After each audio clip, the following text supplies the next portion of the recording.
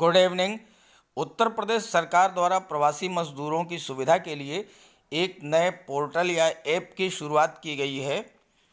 ये ऐप या ये पोर्टल जो है वो यूपी में आने वाले यानी जो लोग यूपी के बाहर महाराष्ट्र, गुजरात, बॉम्बे, दिल्ली, कहीं दूसरे राज्य में फंसे हुए हैं और यूपी आना चाहते हैं, या यूपी में हैं और वो दूसरे राज्य में अपने घरों को जाना चाहते हैं, तो ऐसे लोगों के लिए मदद करने के लिए ये ऐप जारी किया गया है। ऐप की शुरुआत की गई है।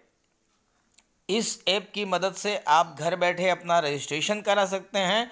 यूपी आने के लिए या यूपी से बाहर जाने के लिए सुविधा प्राप्त कर सकते हैं। तो आइए बात करते हैं कि ये कौन सा ऐप है, कैसे इसे डाउनलोड करेंगे, पूरी जानकारी विस्तार से। लेकिन अगर आप मेरे चैनल पर पहली बार आए हैं तो प्लीज़ इसे सब्सक्राइब जरूर कर लें, बेल आइकन प्रेस कर दें, ताकि इस तरह की जो भी लेटेस्ट अपडेट्स ऐसे समय में आपको तुरंत अवेलेबल हो जाएं।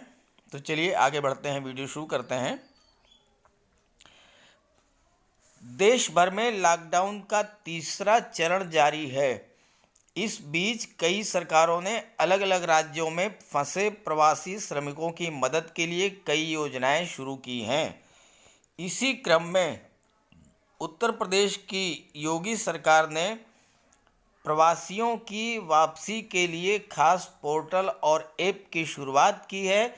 जो लोग दूसरे राज्यों में फंसे हैं या यूपी से अपने राज्य जाना चाहते हैं, वो इस जन सुनवाई पोर्टल के ज़रिए अपना रजिस्ट्रेशन करा सकते हैं। आपको बता दें कि ये जो रजिस्ट्रेशन की प्रक्रिया है ये 5 मई से शुरू हो गई है, तो अब आप इसमें रजिस्ट्रेशन करा सकते हैं। तो प्रश्न ये पैदा होता है कि कैसे आवेदन करेंगे। तो यूपी में आने और जाने के लिए जन सुनवाई पोर्टल पर करें आवेदन। मुख्यमंत्री योगी आदित्यनाथ के निर्देश पर सरकार ने यूपी आने वाले प्रवासी कामगारों के लिए ऑनलाइन रजिस्ट्रेशन की सुविधा देने का फैसला किया है। तो अब बात करते हैं कि कैसे जो है इसमें अप्लाई करते हैं, कैसे जो है ऑनलाइन आवेदन करते हैं। तो चलिए देखते हैं। देखिए, इसमें दूसरे राज्यों के यूपी में रह रहे लोग, यानी जो लोग दूसरे राज्य के हैं लेकिन यूपी में रह रहे हैं, वो भी रजिस्ट्रेशन करा सकेंगे। इसके लिए एक रजिस्ट्रेशन पोर्टल बनाया गया है। मुख्यमंत्री के निर्देशों पर एनआईसी द्वारा उत्तर प्रदेश के जन सुनवाई पोर्टल पर पंजीकरण की ये सुविधा उत्तर प्रदेश से अन्य राज्य जाने के लिए और अन्य राज्यों से उत्तर प्रदेश आने के लिए लिंक्स पर उपलब्ध करा दी गई है। तो ये पोर्टल है, पोर्टल का नाम है jansunwai.up.nic.in।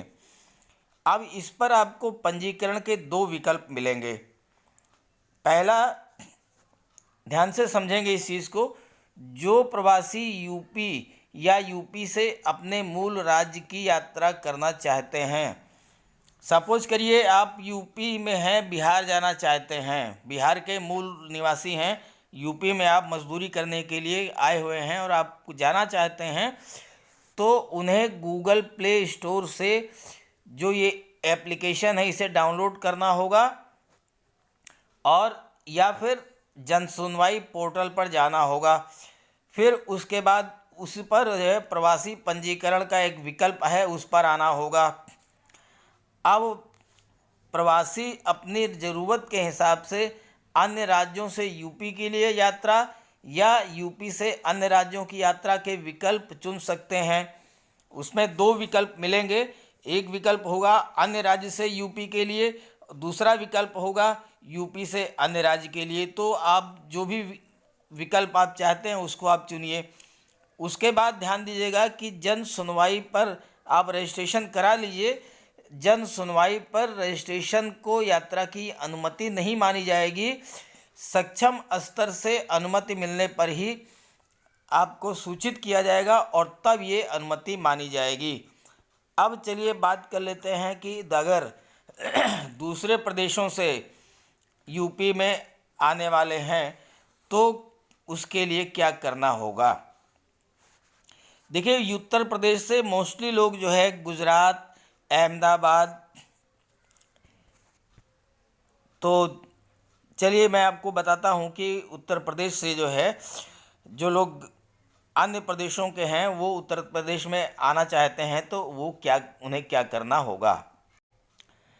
देखिए, ध्यान देने वाली बात यह है कि उत्तर प्रदेश से ज़्यादातर लोग मोस्टली गुजरात या अहमदाबाद या महाराष्ट्र, मुंबई या दिल्ली जो है वो जाते हैं मजदूरी करने के लिए या पर्यटन के लिहाज से, या छात्र जो है वहाँ पर गए हुए हैं और वो फंसे हुए हैं और अब वो अपने प्रदेश को यानी उत्तर प्रदेश को आना चाहते हैं, दूसरे प्रदेश से उत्तर प्रदेश आना चाहते हैं तो उन्हें क्या करना होगा। अब आप इसको ध्यान से समझें। अन्य प्रदेशों से यूपी आने के लिए पंजीकरण में क्या करना होगा। अन्य प्रदेशों से उत्तर प्रदेश में आने के लिए पंजीकरण के लिए आवेदक को अपना नाम, आयु, यात्री की श्रेणी, लिंग, मोबाइल नंबर, ईमेल, पहचान पत्र और संख्या, परिवार के साथ यात्रा करने के बारे में, यात्रा का तरीका बताना होगा। आवेदक या परिवार के किसी अन्य सदस्य को सर्दी, खांसी, बुखार या संबंधित लक्षण अगर हैं तो वो बताना पड़ेगा। आवेदक का परिवार हाल के दिनों में अगर 14 दिनों के लिए क्वारंटाइन किया गया है या नहीं किया गया है ये बताना होगा। अगर हाँ तो कब से कब तक किया गया है, और फिर आवेदक का वर्तमान पता क्या है।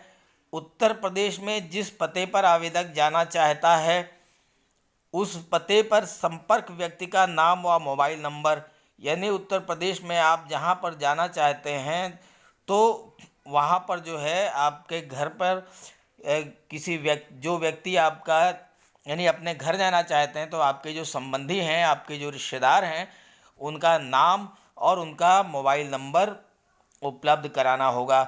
आवेदक को ये भी घोषणा करनी होगी कि जब आवेदक उत्तर प्रदेश पहुंचेगा तो उसे आवश्यक क्वारंटाइन में रहना पड़ सकता है, और यह भी घोषित करना होगा कि आवेदक ने अपने शहर या जनपद के किसी कंटोनमेंट जोन में पिछले 2 मास से निवास नहीं किया है। यह भी स्पष्ट किया गया है कि यदि जानकारी गलत पाई गई तो महामारी अधिनियम या आपदा प्रबंधन अधिनियम के तहत कार्यवाही की जा सकती थी। तो ये थी वो व्यवस्था जिसके तहत अगर आप दूसरे प्रदेशों में फंसे हुए हैं तो आप उत्तर प्रदेश आ सकते हैं।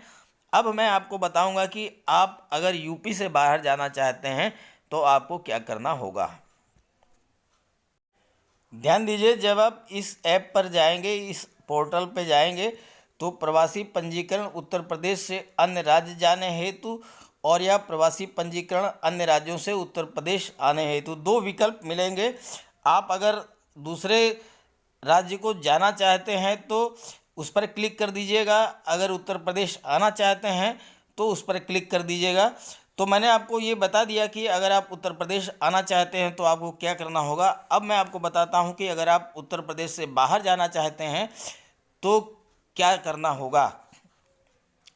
उत्तर प्रदेश से अन्य राज्यों में जाने के लिए आवेदन पंजीकरण में आवेदक को नाम, आयु, लिंग, मोबाइल नंबर, ईमेल, यात्री की श्रेणी, पहचान पत्र, संख्या, क्या आवेदक अपने परिवार के साथ यात्रा कर रहा है, परिवार के सदस्यों की संख्या, आवेदक के साथ उनका संबंध, यात्रा का माध्यम, वाहन का प्रकार, वाहन संख्या, क्या आवेदक परिवार के किसी अन्य सदस्य को सर्दी, खांसी या बुखार या संबंधित लक्षण हैं। ये सारी चीज़ें आपको बतानी होंगी। और क्या आवेदक परिवार हाल के दिनों में 14 दिन के लिए क्वारंटाइन किया गया है, यदि हाँ तो कब से कब तक। उत्तर प्रदेश में वर्तमान पते का विवरण, जिस पते पर आवेदक जाना चाहते हैं इस पते के संपर्क व्यक्ति का नाम व मोबाइल नंबर उपलब्ध कराना होगा।